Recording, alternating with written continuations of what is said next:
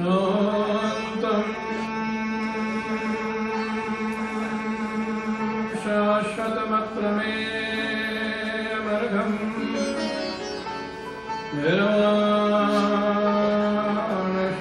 निर्वाणशान्तिप्रदम्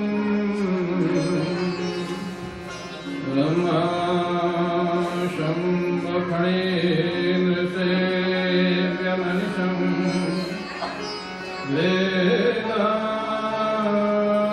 वेदान्तवेद्यं विभुम् रामाख्यं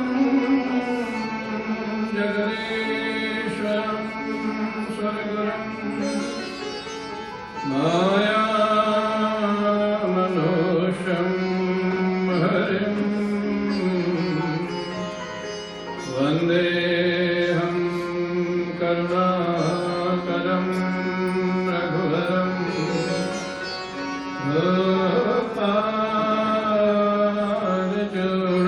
गोपालचूडामणिं वराहपीडं नटवरवपुः कर्णयोः कर्णिकारम्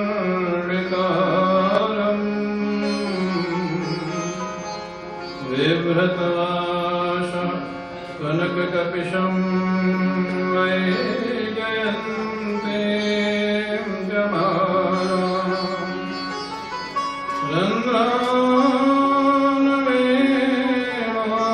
रन्ध्रानवेणोरधरहृदया पूरयन् गोपविन्दैः वृन्दारण्यं स्वपदरमणम्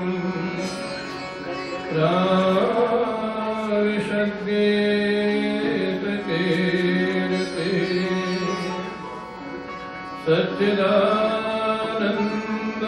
सच्चिदानन्दरूपाय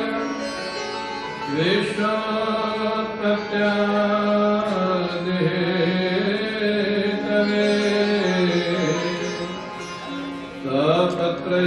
तापत्रयविनाशाय श्रीकृष्णाय वयं नमः। यं प्रव्रजन्तमनुपेतमपेतकृत्यं द्वैपायनो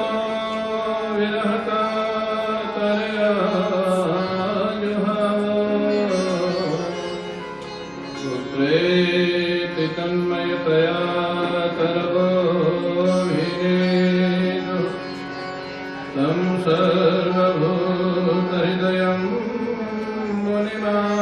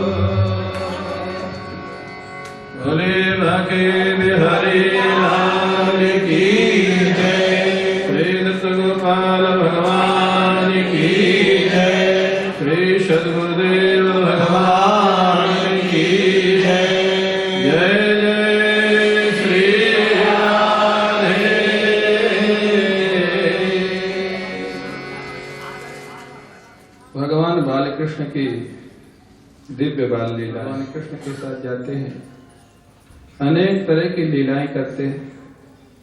कोई हंस के जैसे चलता है, कोई मोर के जैसे बोलता है, कोई ग्वाल बाल बंदर की पूंछी खींच देता है। भगवान भी बहुत नटखट थे, ग्वाल बाल भी बहुत नटखट थे, और यहाँ के ब्रजवासी भी बहुत नटखट है। उनका पूरा परिवार ही नटखट है। तो उनकी इस आनंद लीला को देख करके एक उसी समय कंस का भेजा हुआ दैत्य था अघासुर, वो जलने लग गया, चिढ़ने लग गया। अघ माने होता है पाप।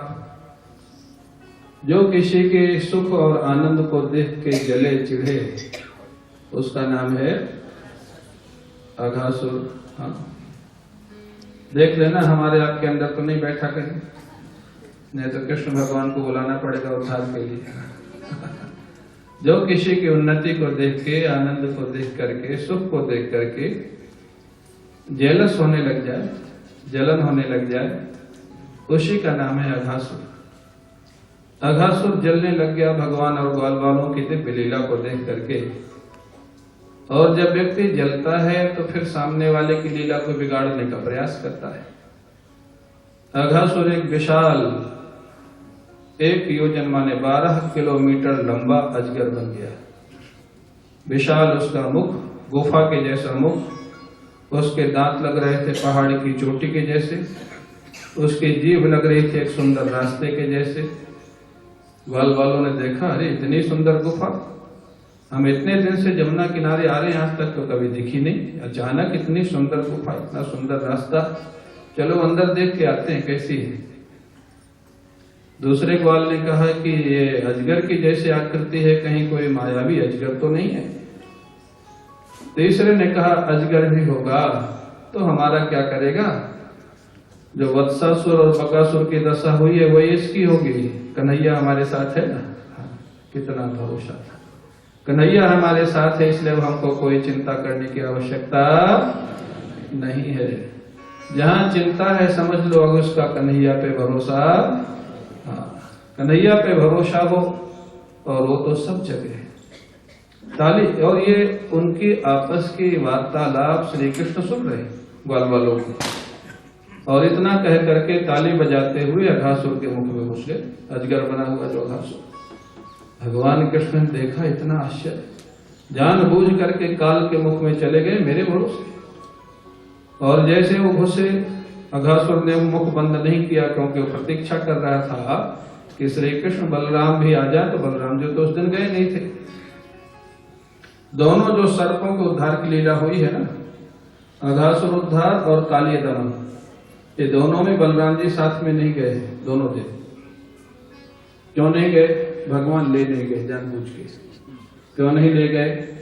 बलराम जी बड़े भाई शेषावतार हैं, कहीं सर्प जाति का पक्षपात करके इन्होंने कह दिया कन्हैया इसको नहीं मारना तो आज्ञा टालना मुश्किल होगा, तो मानना भी मुश्किल होगा और ना मानना भी मुश्किल होगा, इसलिए इनको मत ले चलो। बलराम जी को ले ही नहीं गए थे। तो बलराम जी तो थे नहीं, श्री कृष्ण ने देखा मेरे कारण ये सारे ग्वाल बाल अंदर चले गए। भगवान कृष्ण तुरंत 1 मिनट में विचार किया और स्वयं उसके अंदर प्रवेश कर गए। प्रवेश करते ही अपने श्री विग्रह को इतना विशाल बना दिया, तो उसका खुला हुआ जो मुख था, भगवान के चरण उसके नीचे के तलवे में, तालू में, और भगवान का श्रीमुख उसके ऊपर के तालू में। बंद नहीं कर सका मुख, इतना विशाल शरीर बना दिया। और इतना विशाल ही नहीं, इतना विशाल बनाया कि उसके मुख से श्वास का आना जाना भी रुक गया। जीव गोस्वामी जी महाराज कहते हैं, थोड़ा गंभीरता से विचार करो, श्वास का आना जाना दांत के बीच से तो श्वास जा सकती है ना भाई, बाकी जगह रुक जाए तो दांत के बीच में अगल बगल से तो जा ही सकते हैं, आवाज आ ही सकती है, रुका कैसे? बोले भगवान कृष्ण ने ग्वाल बालों की रक्षा के लिए अपने श्री विग्रह को इतना बढ़ाया कि अघासुर के दांत भगवान के श्री विग्रह में भी थोड़ा चुभ गए, और उसके बाद श्वास का आना जाना बंद हुआ। माने भक्तों को तकलीफ ना हो, इसलिए भगवान स्वयं तकलीफ उठाने को भी तैयार होते हैं अघासुर के मुख में। श्वास का आना जाना रुक गया है, भागवत में लिखा है मूल श्लोक में। कैसे रुका है? जो गोस्वामी जी गौड़ीय संप्रदाय के जो महापुरुष है उन्होंने लिखा श्वास का आना जाना रुकेगा ही तब जब अघासुर के दांत भगवान के शिव विग्रह में थोड़ा जाएंगे, तभी रुकेगा। आप कल्पना करो उस दृश्य की, भगवान के श्री विग्रह में अघासुर के दांत चुभे हुए हैं, श्वास का आना जाना बंद है, ग्वाल बाल अंदर है। भगवान जब श्वास का आना जाना बंद हुआ, अघासुर छटपटाने लग गया, छटपटा करके उसका ब्रह्मांड से, ब्रह्मरंध्र से जीवात्मा के साथ प्राण बाहर निकल जाता है। अब महाराज ब्रह्मांड फट गया। ब्रह्मांड से जिसके प्राण जाते हो कौन होता है? योगी। बड़ा भारी योगी होता है जिसका दशम रंध्र से प्राण जाता है। और अघासुर का आज सौभाग्य देखो, योगी लोग भगवान का ध्यान करते करते ब्रह्मरंध्र से प्राण को छोड़ते हैं। आज भगवान स्वयं उसके अंदर जानबूझ के प्रवेश करके खड़े हुए उसके अंतिम समय में। हाँ, उसका सौभाग्य, ब्रह्मरंध्र से उसका प्राण गया, उसकी दिव्य ज्योति जीवात्मा भगवान की प्रतीक्षा करते हुए आकाश में खड़ी है, दिव्य ज्योति। भगवान कृष्ण ने उसी रास्ते से ग्वाल वालों को कहा इसी से निकलो तुम लोग बाहर, ब्रह्मरंध्र से। ग्वाल वालों ने कहा हम लोग तो गुफा देखने जा रहे हैं। अरे बोले गुफा नहीं, अघासुर मार डालता तुमको, मैं नहीं आता, निकलो बाहर। सब ग्वाल वालों को बाहर निकाला। भगवान स्वयं उसी ब्रह्मरंध्र से जब बाहर निकले, दिव्य ज्योति जो प्रतीक्षा कर रही थी अघासुर की, भगवान के श्री विग्रह में जाकर के समा जाती है, सायुज्य मुक्ति हो गई। बोलिए भक्तवत्सल भगवान की।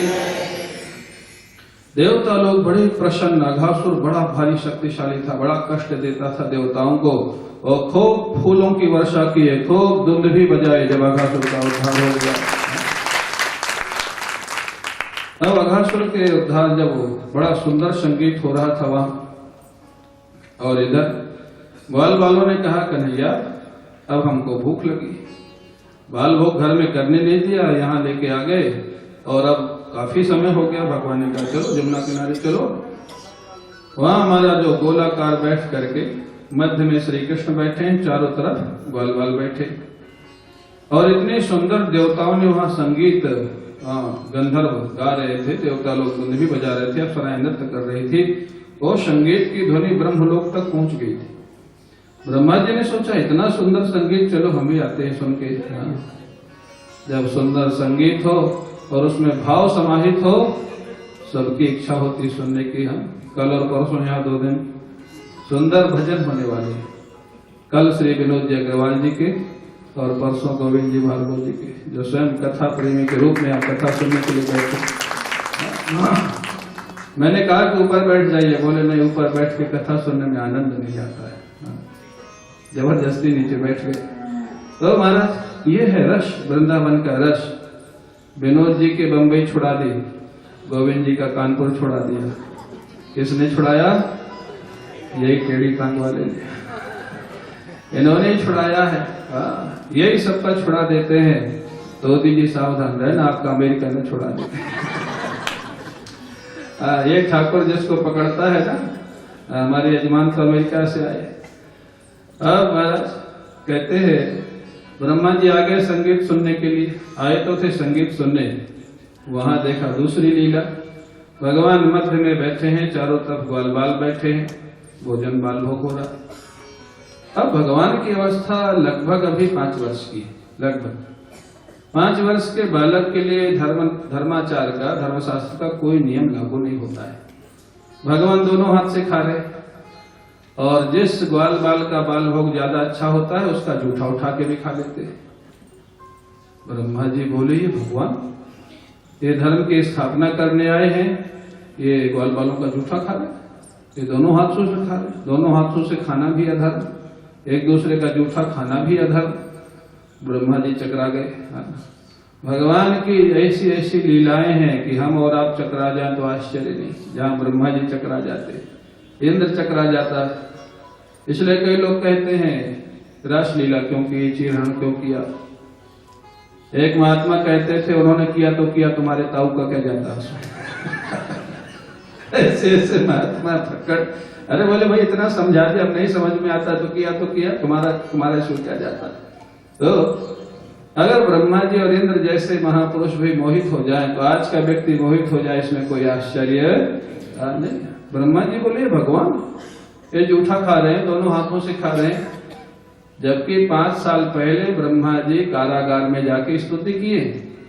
इनको मालूम है कि भगवान के अवतार है, इन्हीं की स्तुति किए थे, फिर भी भूल गए। ये भगवान की लीला।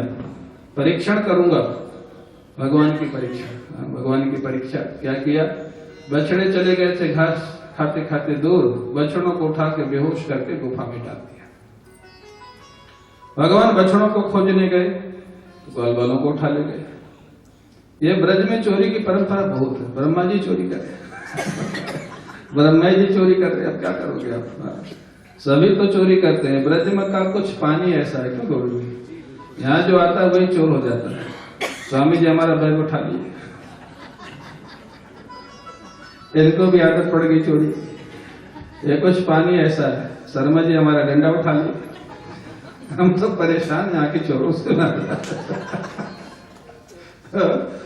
अब ब्रह्मा जी महाराज बछड़े चुरा लिए, फिर ग्वाल बाल चुरा लिए।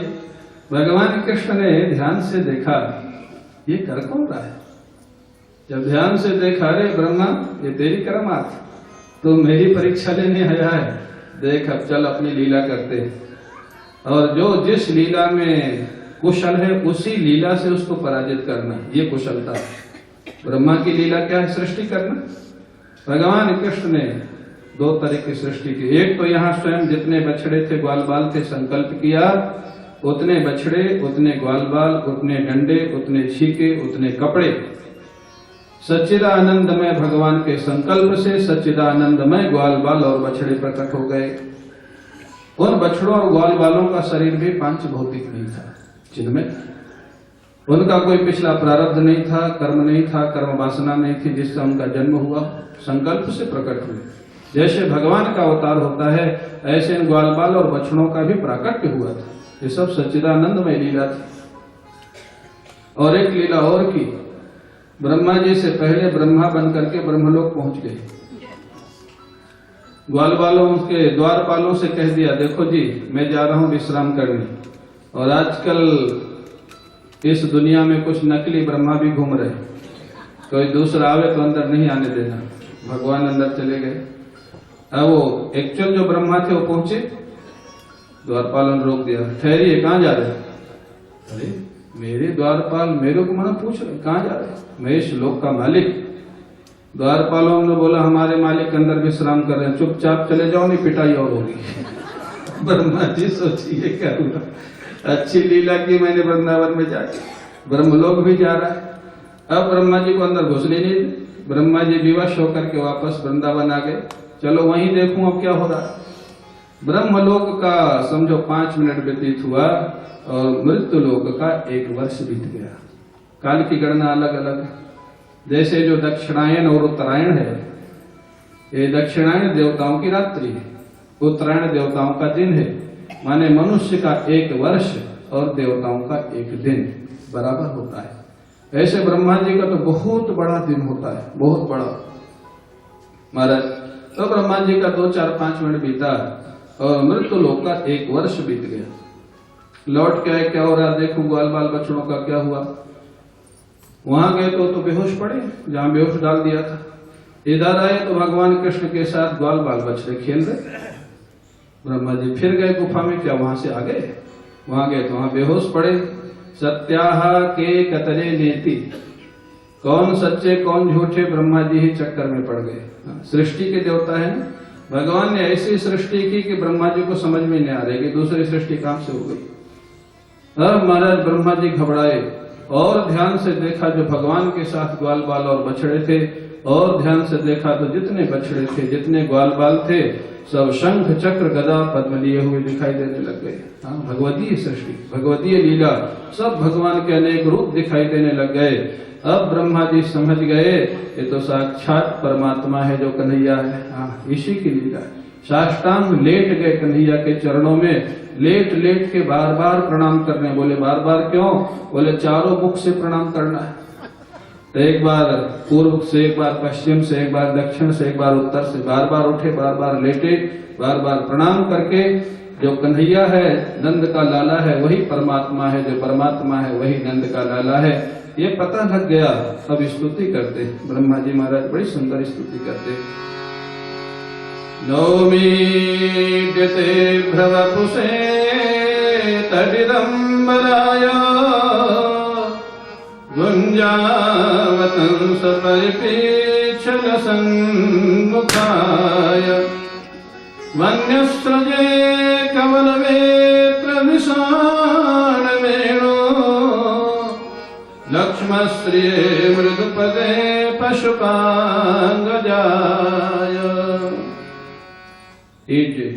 हे प्रभु, स्तुति करने लायक तो आप हैं, स्तुति करने लायक दुनिया के लोग नहीं है, स्तुति करने लायक आप हैं।